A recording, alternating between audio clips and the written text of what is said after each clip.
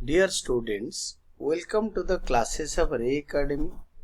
We are studying double entry bookkeeping for standard 11th students. Presently, we are doing the questions and answers on chapter on journal or say journal entries. The question is, journalize the following entries. तो हम लिखेंगे journal entries in the books of dash dash. यहाँ पे trader का नाम नहीं दे रखा है, तो जर्नल का फॉर्मेट बना देंगे। Date, particulars, ledger, folio, debit, credit. Debit credit column में हमें रुपीस का सिंबल देंगे और इसके बाद हम क्या करेंगे ना, डेट कॉलम में क्वेश्चन मार्क दे देंगे। Then next one is out after this goods costing 500 given as a charity. Goods costing 500 given as charity. Charity हमारा खर्चा होता है, तो दान पुण्य जो भी करते हैं। Increase in expenditure is debited. Charity account debited, debit में 500 रुपए। गुड्स जब चैरिटी में दे देते हैं तो हम उसको कॉस्ट प्राइस में ही देते हैं। We never add profit to charity. Then this is to purchases account.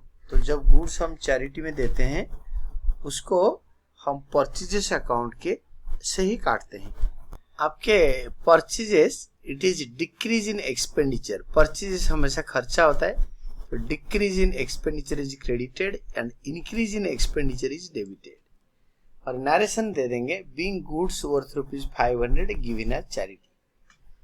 Second part, sold goods to Mr. Mayank 1 lakh, payable 25% by check at the time of sale and balance after 30 days. Check लिया, cell किया और मयंक को 75% उधार पे दिया।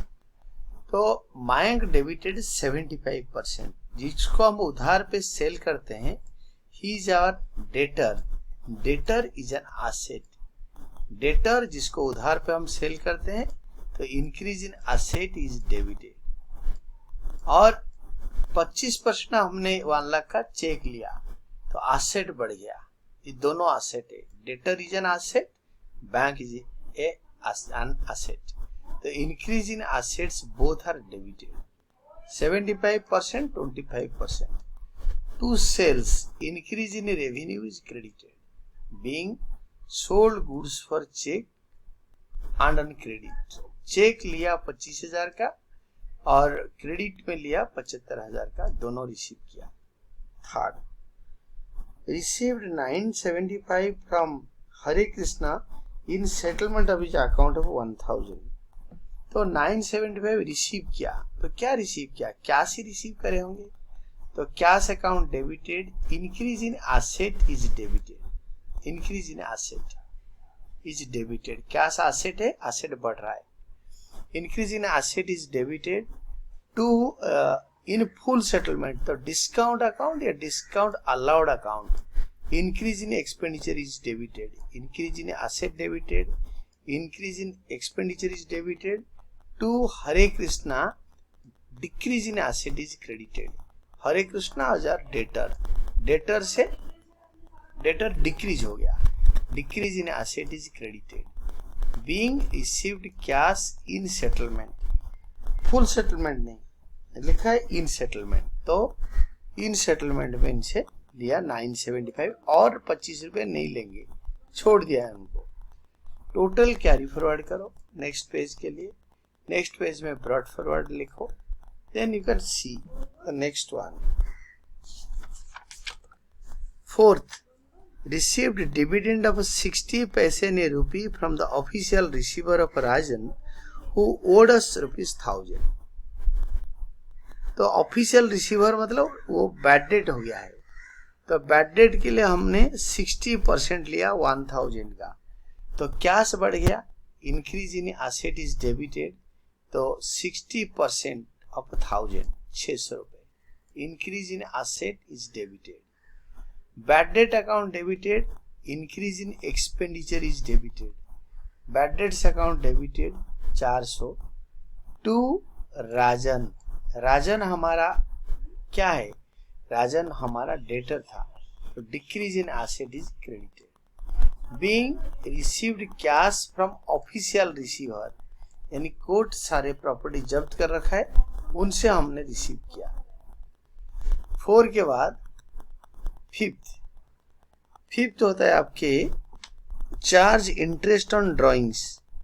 तो drawings हमारा घर ले गया ओनर पैसे, तो उसके ऊपर इंटरेस्ट चार्ज करेंगे तो वो जो पैसे विड्रॉ कर रखा है वो बढ़ जाएगा, ड्राइंग्स बढ़ जाएगा, क्योंकि ओनर से हम इंटरेस्ट लेते नहीं है। इंटरेस्ट ऑन ड्राइंग्स के लिए हम उसके ड्राइंग्स का अमाउंट बढ़ा देते हैं। This is called decrease in liability. Decrease in capital is debited, drawings बढ़ गया तो decrease in capital is debited. Increase in capital credit होता है, तो डिक्रीज इन कैपिटल को हम ड्राइंग्स बोलते हैं। तो drawings account debited to interest on drawings. Interest on drawings business के लिए इनकम होता है। क्रेडिट इंक्रीज इन इनकम या इंक्रीज इन रेवेन्यू को हम क्रेडिट करेंगे 1500। Being charged interest on drawings. Then 5th के बाद आपके 6th आया, sold goods to Anil costing 40,000 per cash at a profit of 25% on cost less 20% trade discount। तो हमने बेचा अनिल को, Anil debited to for cash, तो कैश अकाउंट डेबिट होगा, अनिल डेबिट नहीं होगा। Increase in asset is debited to sales account, increase in revenue is credited. Being sold goods for cash, मैं आपको समझाता हूँ। 40,000 का 25% होता है कॉस्ट पे 10,000, 1/4 ऑफ 40,000, तो हो गया 50,000। 50,000 हो गया सेल प्राइस या इनवॉइस प्राइस, उसके ऊपर 20% ट्रेड डिस्काउंट। 50,000 का 20% होता है 10,000, तो 50,000 से 10,000 माइनस करके हम 40,000 लिखेंगे। This is all about. Then paid cartage 100 for delivery of goods. Cartage एक खर्चा होता है।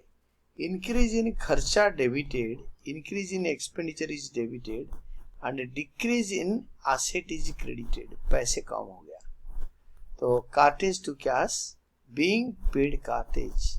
देन टोटल कैरी फॉरवर्ड करो नेक्स्ट पेज में, नेक्स्ट पेज में brought forward and then the last transaction.